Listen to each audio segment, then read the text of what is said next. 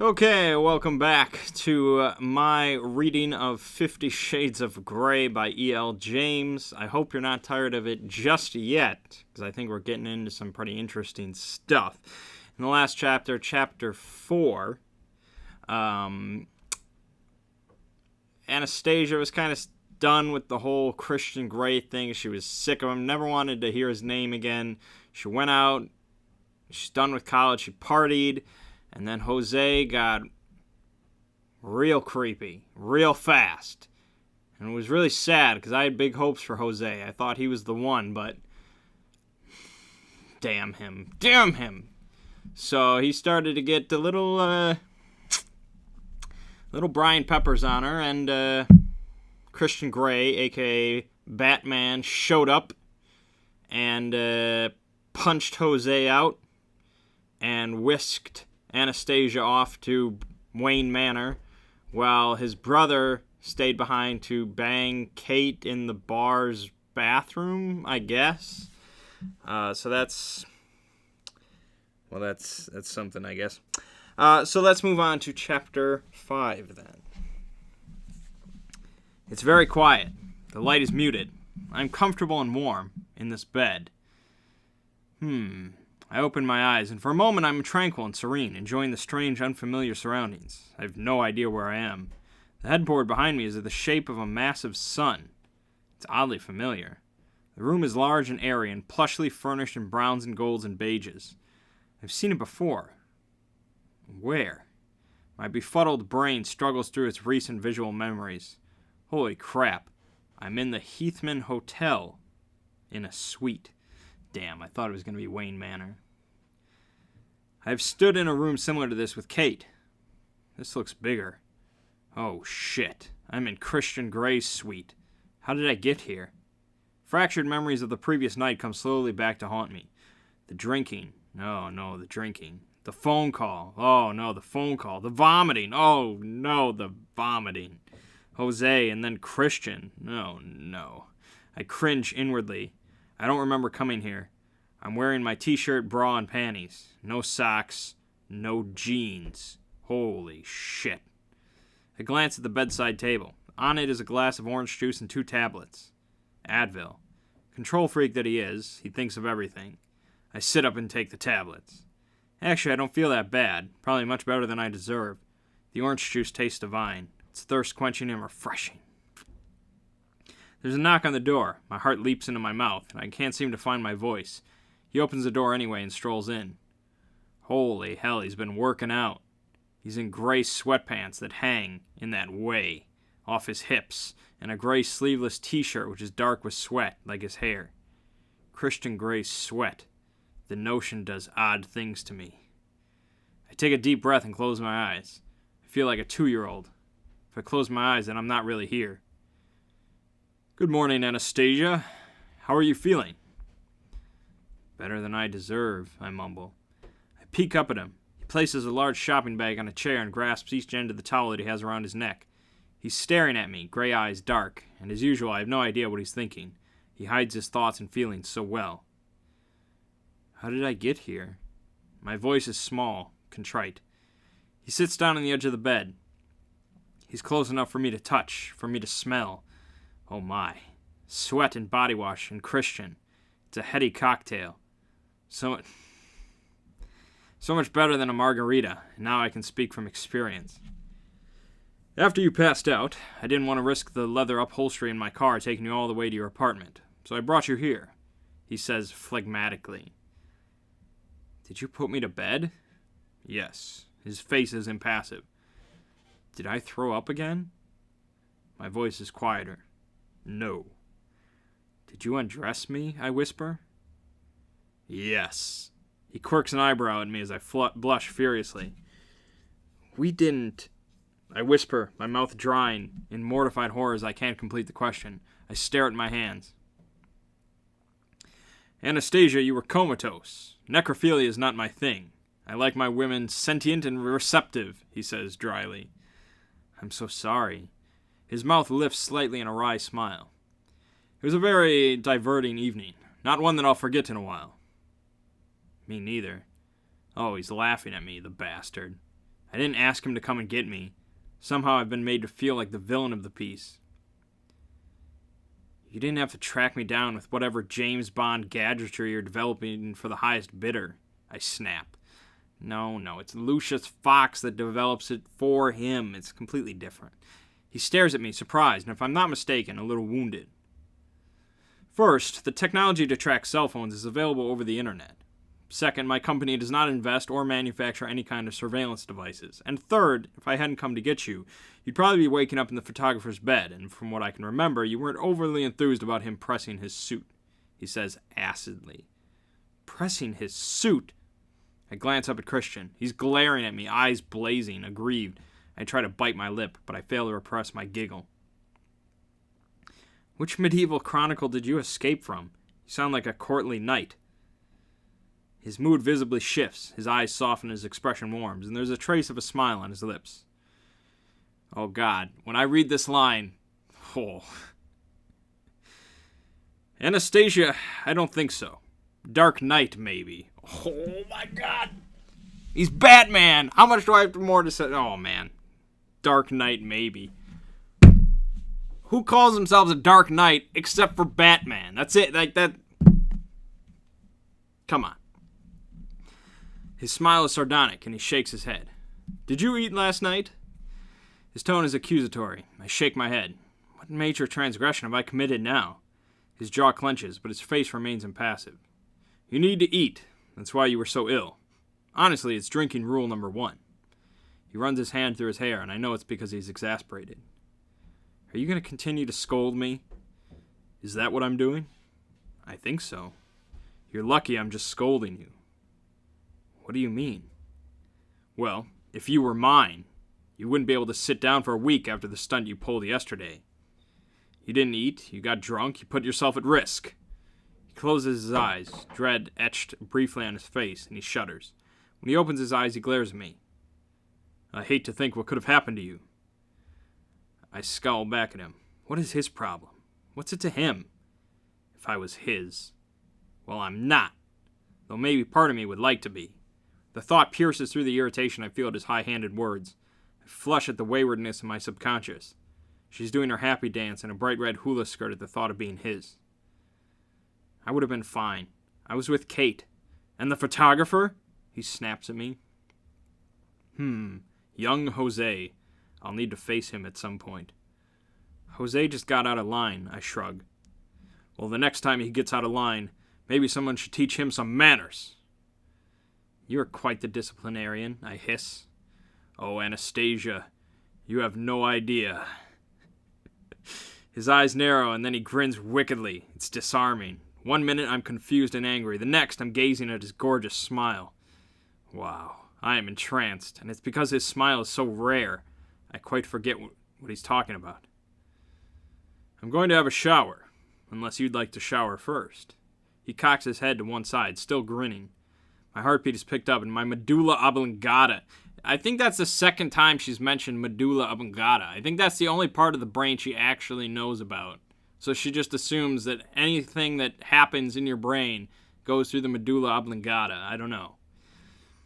It's neglected to fire any synapses to make me breathe.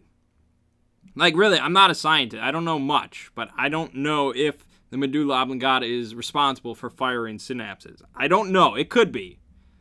But knowing this author, I doubt it. His grin widens, and he reaches over and runs his thumb down my cheek and my lower lip. Breathe, Anastasia, he whispers and stands back up.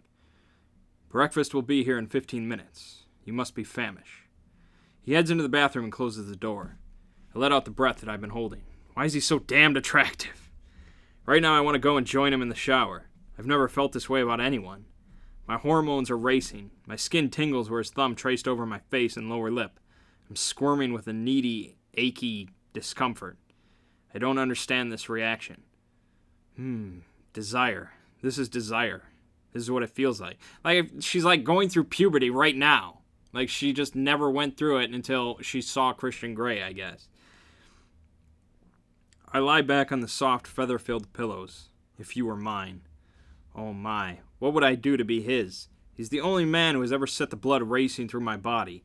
Yet he's so antagonizing, too. He's difficult, complicated, and confusing. One minute he rebuffs me, the next he sends me $14,000 books, then he tracks me like a stalker. And for all that, I've spent the night in his hotel suite and I feel safe, protected. He cares enough to come and rescue me from some mistakenly perceived danger.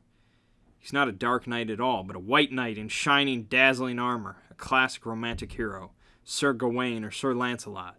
Yeah, I doubt it. I scramble out of his bed, frantically searching for my jeans. He emerges from the bathroom wet and glistening from the shower, still unshaven, with just a towel around his waist, and there am I, all bare legs and awkward gawkiness. He's surprised to see me out of bed. If you're looking for your jeans, I've sent them to the laundry. His gaze is dark. They were spattered with your vomit. Oh, I flushed scarlet. Why, oh why does he always catch me off balance? I sent Taylor out for another pair and some shoes. They're in the bag on the chair. Clean clothes. What an unexpected bonus. I'll have a shower, I mutter. Thanks. What else can I say? I grab the bag and dart into the bathroom, away from the unnerving proximity of naked Christian. Michelangelo's David has nothing on him. Oh, come on now! Come on! That's ridiculous! Oh, man. In the bathroom, it's all hot and steamy. I strip off my clothes and quickly clamber into the shower, anxious to be under the cleansing stream of water. It cascades over me, and I hold up my face into the welcoming torrent.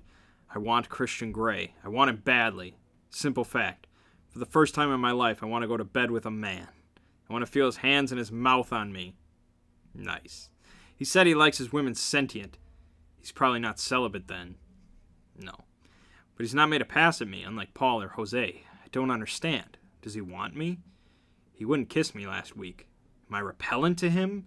Yet I'm here, and he brought me here. I just don't know what his game is. What's he thinking? You slept in his bed all night, and he's not touched you, Anna. You do the math. My subconscious has reared her ugly, snide head. I ignore her. The water is warm and soothing.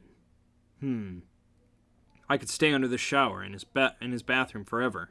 I reach for the body wash, and it smells of him. It's a delicious smell. I rub it all over myself, fantasizing that it's him. Him rubbing this heavenly scented soap onto my body, across my breasts, over my stomach, between my thighs with his long fingered hands. Oh my. My heartbeat picks up again. This feels so good. Breakfast is here. He knocks on the door, startling me. Oh, okay. Just a minute. Alright, I added that. I'm sorry. I stutter as I'm yanked truly out of my erotic daydream. I climb out of the shower and grab two towels. I put my hair in one and wrap it Carmen Miranda style on my head. Hastily, I dry myself, ignoring the pleasurable feel of the towel rubbing against my oversensitized skin. I inspect the bag of jeans. Not only has Taylor brought me jeans and new Converse, but also a pale blue shirt, socks, and underwear. Oh my. A clean bra and panties. Actually, to describe them in such a mundane, utilitarian way does not do them justice. They are exquisitely designed, fancy European lingerie. All pale blue lace and finery. Wow. I'm in awe and slightly daunted by this underwear. What's more, they fit perfectly. But of course they do. I flush to think of Buzzcut in some lingerie store buying this for me. I wonder what else is in his job description. Anything and everything when you work for Christian Grey. I dress quickly. The rest of the clothing is a perfect fit. I brusquely towel dry my hair and try desperately to bring it under control. But as usual, it refuses to cooperate, and my only option is to restrain it with a hair tie, which I don't have. I should have one in my purse, wherever it is. I take a deep breath. Time to face Mr. Confusing. I'm relieved to find the bedroom empty. I hunt quickly for my purse, but it's not in here. Taking another deep breath, I enter the living area of the suite.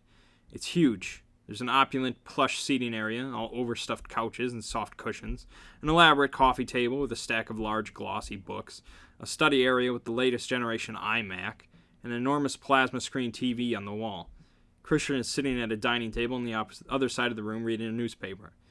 It's the size of a tennis court or something. Not that I play tennis, though I have watched Kate a few times. Kate! Crap, Kate, I croak. Christian peers up at me. She knows you're here and still alive. I texted Elliot, he says, with just a trace of humor. Oh no. I remember her fervent dancing of the night before. All her patented moves used with maximum effect to seduce Christian's brother, no less. What's she going to think about me being here? I've never stayed out before. She's still with Elliot. She's only done this twice before, and both times I've had to endure the hideous pink PJs for a week from the fallout. She's going to think I've had a one-night stand, too. Christian stares at me imperiously. He's wearing a white linen shirt, collar, and cuffs undone. "Sit," he commands, pointing to a place at the table. I make my way across the room and sit down opposite him as I've been directed. Table's laden with food. "I didn't know what you'd like, so I ordered a selection from the breakfast menu." He gives me a crooked, apologetic smile. "That's very prolific of you," I murmur, bewildered by the choice, though I am hungry. "Yes, it is." He sounds guilty. I opt for pancakes, maple syrup, scrambled eggs, and bacon. Christian tries to hide a smile as he returns to his egg white omelet. The food is delicious. "Tea?" he asks. "Yes, please." He passes me a small teapot of hot water, and on the saucer is a Twinings English breakfast tea bag. Geez, he remembers how I like my tea. "Your hair is very damp," he scolds. "I couldn't find the hairdryer," I mutter, embarrassed. Not that I looked. Christian's mouth presses into a hard line, but he doesn't say anything. "Thank you for the clothes." "It's a pleasure, Anastasia. That color suits you." I blush and stare down at my fingers. "You know, you really should learn to take a compliment." His tone is castigating. I really like to use big words that I don't need to, because I'm an author, and that's what authors do. "I should give you some money for these clothes." He glares at me as if I've offended him on some level. I hurry on. "You've already given me the books, which of course I can't accept. But these clothes, please let me pay you back." I smile tentatively at him. "Anastasia, trust me. I can afford it." "That's not the point. Why should you buy these for me?" "Because I can." His eyes flash with a wicked gleam. "Just because you can doesn't mean you should."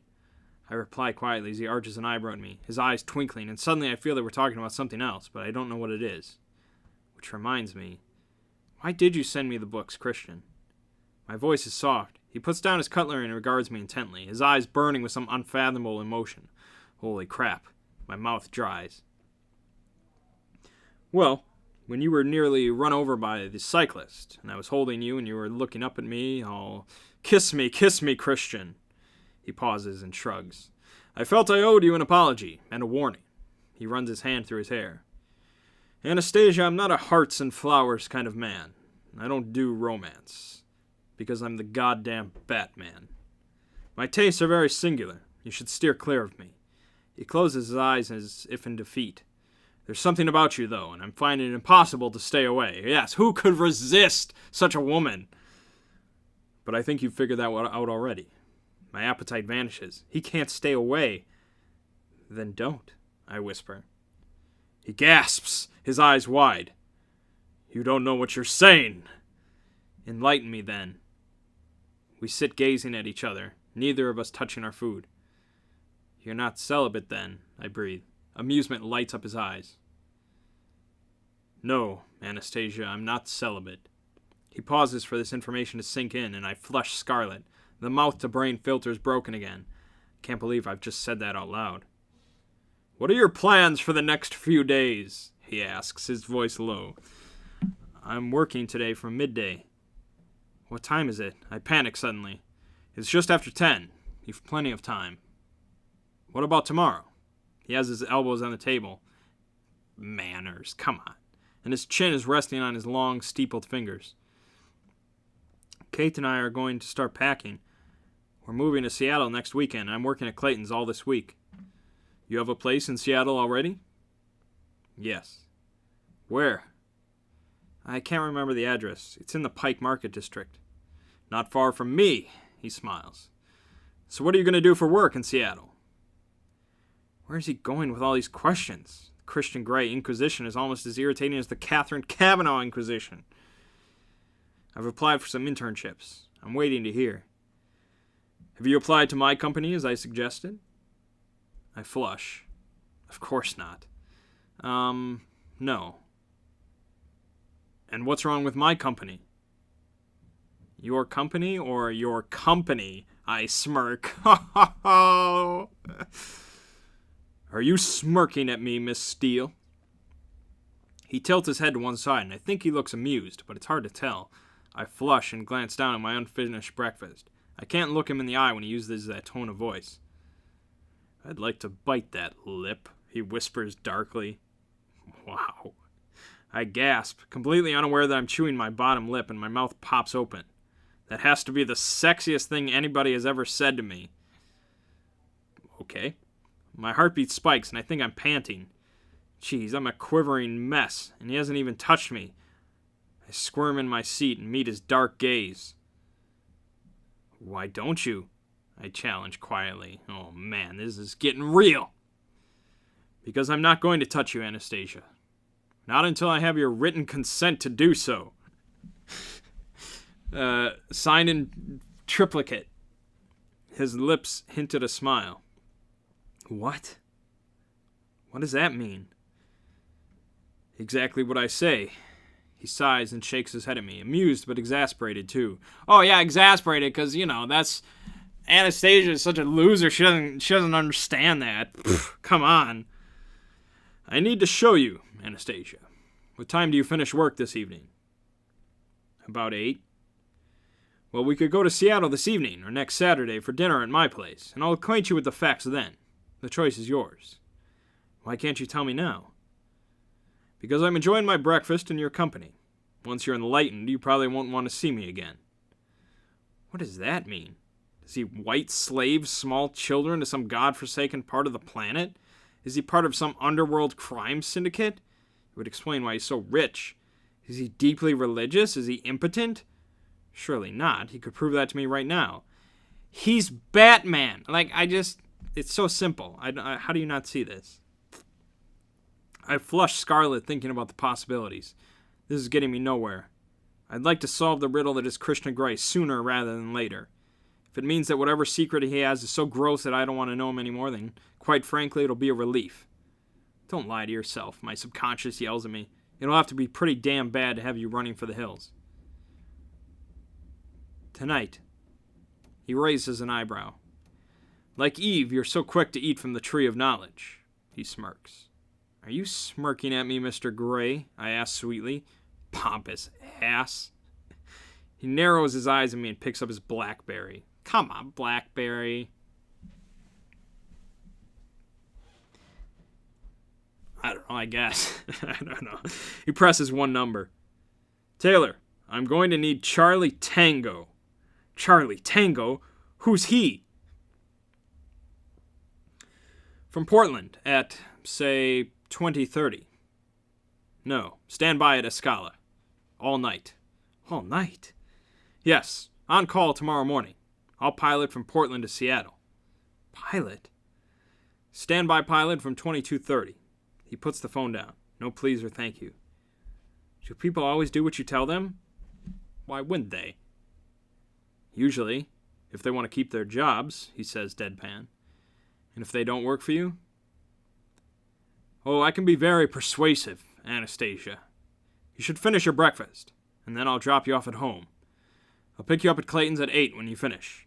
We'll fly up to Seattle. I blink at him rapidly. Fly? Yes, I have a helicopter. Yeah, that's not surprising. I gape at him. I have my second date with Christian oh-so-mysterious Gray. From coffee to helicopter rides. Wow. We'll go by helicopter to Seattle? Yes. Why? He grins wickedly. Because I can. Finish your breakfast. How can I eat now? I'm going to Seattle by helicopter with Christian Gray, and he wants to bite my lip. I squirm at the thought. Eat, he says more sharply. Anastasia, I have an issue with wasted food. Eat. I can't eat all this. I gape at what's left on the table. Eat what's on your plate. If you'd eaten properly yesterday, you wouldn't be here, and I wouldn't be declaring my hand so soon. His mouth sets in a grim line. He looks angry. I frown and return to my now cold food. I'm too excited to eat, Christian. Don't you understand? My subconscious explains, but I'm too much of a coward to voice these thoughts aloud, especially when he looks so sullen. Like a small boy. I find the thought amusing. What's so funny? He asks. What's so funny about me? No, I'm just kidding. He doesn't say that. Although it'd be funny, but no. I shake my head, not daring tell him, and keep my eyes on my food. Swallowing my last piece of pancake, I peek up at him. He's eyeing me speculatively. Good girl, he says. I'll take you home when you've dried your hair. I don't want you getting ill. There's some kind of unspoken promise in his words. What does he mean? I leave the table, wondering for a moment if I should ask permission, but dismissing the idea. Sounds like a dangerous precedent to set. I head back to his bedroom. A thought stops me. Where did you sleep last night? I turn to gaze at him, still sitting in the dining room chair. I can't see any blankets or sheets out here. Perhaps he's had them tidied away. In my bed, he says simply, his gaze impassive again. Oh. Yes, it was quite a novelty for me, too. He smiles. Not having sex. There, I said the word. I blush, of course. No. He shakes his head and frowns as if recalling something uncomfortable. Sleeping with someone. He picks up his newspaper and continues to read. What in heaven's name does that mean? He's never slept with anyone? He's a virgin? Somehow I doubt that. I stand staring at him in disbelief. He's the most mystifying person I've ever met. And it dawns on me that I have slept with Christian Grey, and I kick myself. What would I have given to be conscious, to watch him sleep, see him vulnerable? Somehow I find that hard to imagine. Well, allegedly, all will be revealed tonight. In his bedroom, I hunt through a chest of drawers and find the hairdryer. Using my fingers, I dry my hair the best I can. When I've finished, I head into the bathroom. I want to brush my teeth. I eye Christian's toothbrush. It would be like having him in my mouth. Glancing guiltily over my shoulder at the door, I feel the bristles on the toothbrush. They are damp. He must have used it already. Grabbing it quickly, I squirt toothpaste on it and brush my teeth in double time. I feel so naughty. It's such a thrill. Okay, I mean that's how you get diseases, girl. Grabbing my t-shirt, bra, and panties from yesterday, I put them in the shopping bag that Taylor brought and head back to the living area to hunt for my bag and jacket. Deep joy, there is a hair tie in my bag. Christian is watching me as I tie my hair back, his expression unreadable. I feel his eyes follow me as I sit down and wait for him to finish. He's on his BlackBerry talking to someone. They want 2? How much will that cost? Okay, and what safety measures do we have in place? And they'll go via Suez? How safe is Ben Sudan? And when do they arrive in Darfur? Okay, let's do it. Keep me abreast of progress. He hangs up. This is how people talk when they're on business calls. Ready to go?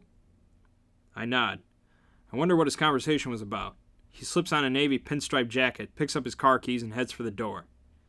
After you, Miss Steele, he murmurs, opening the door for me. He looks casually elegant. Okay. I pause, fractionally too long, drinking in the sight of him, and to think I slept with him last night.